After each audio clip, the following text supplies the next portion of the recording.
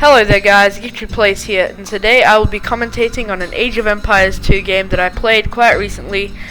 I didn't play it too well, but it does display one of my favorite tactics to accomplish. There will probably most likely be more Age of Empires 2 videos going to be coming up on this channel, so I do hope you enjoy these Age of Empires videos, and let's get right into it. So, just looking at a replay here, I found my sheep pretty early. You know, he still hasn't found his.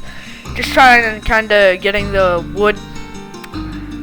I'm already getting my sheep, so not the best start for him already, but hopefully it will be fairly easy for him to turn this game around. Now, going with lumber camp. I am going with the lumber camp too. I don't normally go for the berries early on because to me, it's just not worth going for the berries when I've still got my sheep. So I normally go for my boar at this time and then focus on the berries. So basically, he's going for berries already. I'm going for my wild boar. He hasn't gotten his boar yet, so that will set him back a little bit in his food production. However, I am going for my berries now. It is going to be fairly difficult. Pull this off. I'm gonna try to split my villages between both of these boars because it's kind of difficult to maintain villager production when you've still got two boars. You gotta constantly microwave villagers. Gonna put some more villagers onto that wood line. I've already got 3 on my berries, so I'm just gonna be taking out the boar. The last boar. Gonna take this out. I'm slightly ahead in points, but yeah, it's gonna change pretty quickly.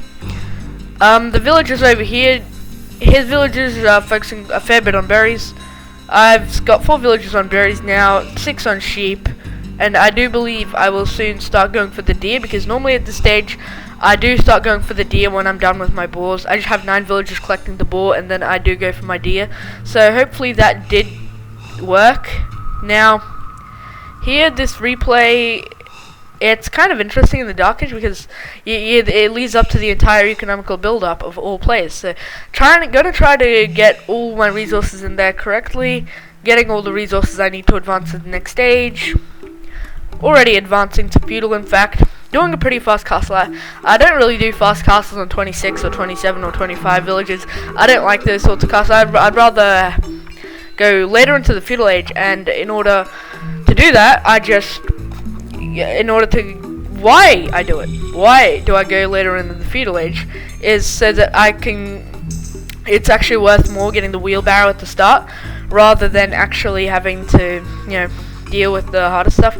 So here my hunters are doing pretty well against the deer. The deer are one of the critical parts of the economy that do indeed build up towards that huge army scale in the castle age. So currently my villagers did split a little bit on these deer, so I will be currently farming a lot.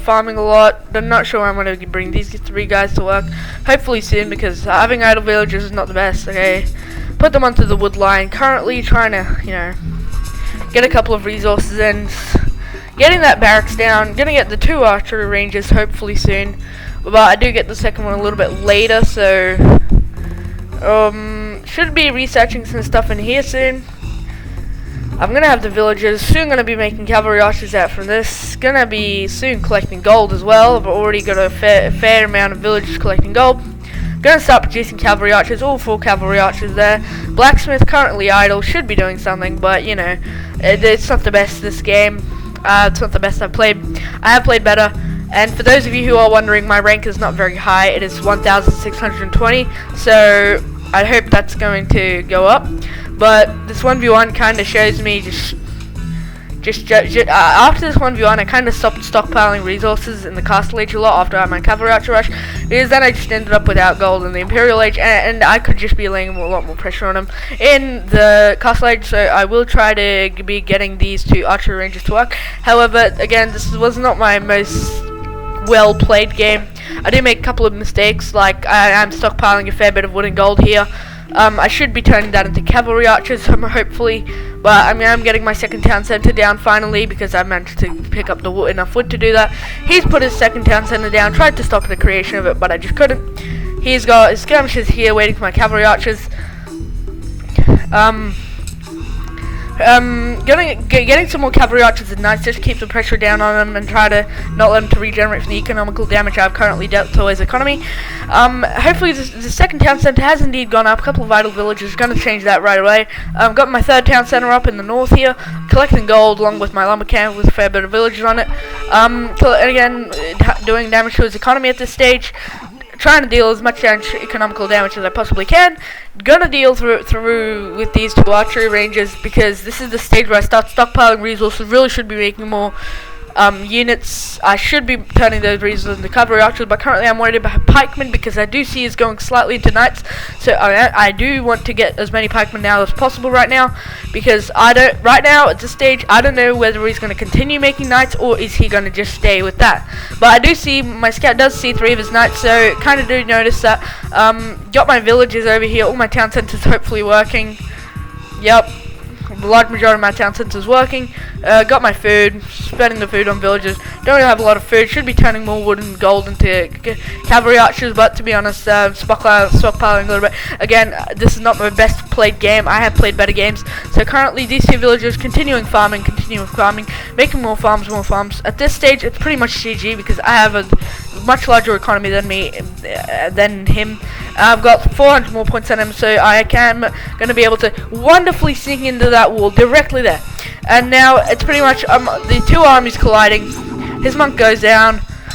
It's pretty much GG if I win this battle, and it will soon be GG because I played this game and he has resigned or disconnected.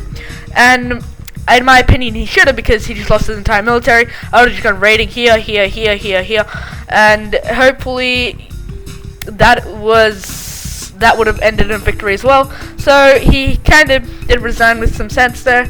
I had much larger economy than him. Looking at some of the achievements from this game, I got, of course, 700 more points than him.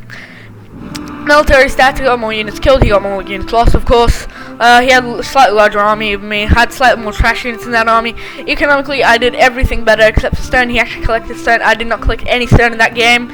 Technologically, I reached the castle age faster and got more of the map explored, but hey, he researched more things.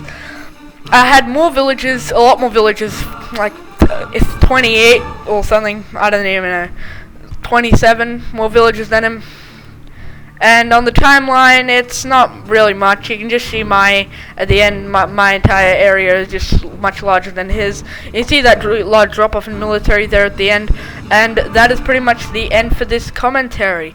I do hope you enjoyed the video, and I will see you in my next video. Please remember to leave a like and subscribe.